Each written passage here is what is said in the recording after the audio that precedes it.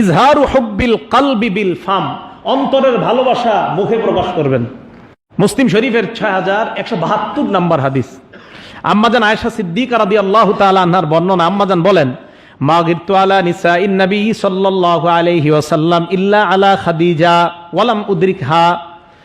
আম্মাজান আয়েশা বলেন, আল্লাহর নবীর কোন বিবির ব্যাপারে আমি ঈর্ষা করি নাই, হযরতে খাদিজার ব্যাপারে আমি ঈর্ষা করতাম, কারণ খাদিজাকে আল্লাহর নবী অনেক বেশি মহব্বত করতেন।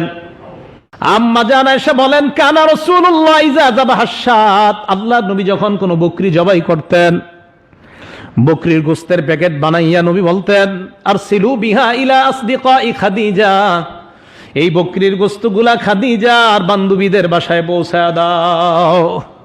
ফাগদাবতুহু ইয়াওমান, একদিন নবীজিরে আমি রাগায় দিছি, আগায়া নবীজিকে বললাম, খাদিজা, আপনি সব বিষয়ে খালি খাদিজা খাদিজা করেন। আম্মাজান দেখে নাই তো খাদিজা রাদিয়াল্লাহু তাআলা আনহাকে, বল আপনি খালি খাদিজা করেন, এত ভালোবাসেন ওনাকে? নবীজি জবাব দিলেন, আয়েশা ইন্নী ক্বাদ রুজিকতু হুব্বাহা, খাদিজার ভালোবাসা আমার অন্তরে আল্লাহর পক্ষ থেকে ঢেলে দেওয়া হয়েছে। খাদিজার মহব্বত, এটা আল্লাহর থেকে রিজিক, আমার অন্তরে রিজিক দিয়েছে। তাহলে এই যে খাদিজার মহব্বতের কথা নবীজি প্রকাশ করলেন আরেকজনের সাথে।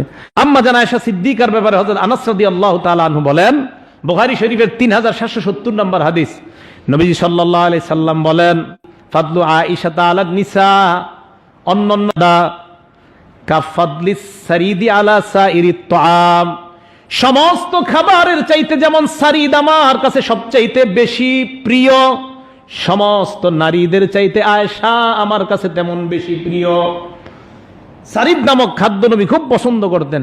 রুটি গুস্তে ভিজা, ঝোলের মধ্যে রুটি ভিজা, এটা নরম হইলে নবীজিরা খাইতেন। এই খাদ্যটা যেমন সবচেয়ে শ্রেষ্ঠ, আয়েশা অন্য নারীদের তুলনায় আমার কাছে ওই খাদ্যের মধ্যে সারিদ যেমন, আয়েশা সমস্ত নারীদের কাছে আমার কাছে। এইভাবে নবীজি সাল্লাল্লাহু আলাইহি সাল্লাম মনের ভালোবাসা মুখে প্রকাশ করতেন। দেখেন আনাস থেকে বর্ণনা, তার মানে অন্য পুরুষের সামনে নিজের বিবির ভালোবাসার কথা নবীজি প্রকাশ করলেন।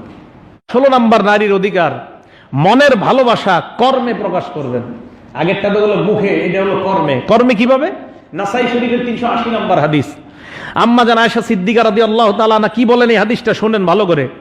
নারীদেরকে আল্লাহ প্রদত্ত প্রত্যেক মাসে একটা অসুস্থতা দেওয়া হয়, এটা আল্লাহর পক্ষ থেকে। তো এই অসুস্থ অবস্থায় নারীদেরকে বলা হয় নাপাকি অবস্থা। আম্মাজান আয়েশা সিদ্দিকা কি বলে দেখেন, কুনতু আশরাবু মিনাল কাদাহি ওয়া আনা হাইজ, নাপাকি অবস্থায় আমি পাত্র থেকে পানি পান করতাম।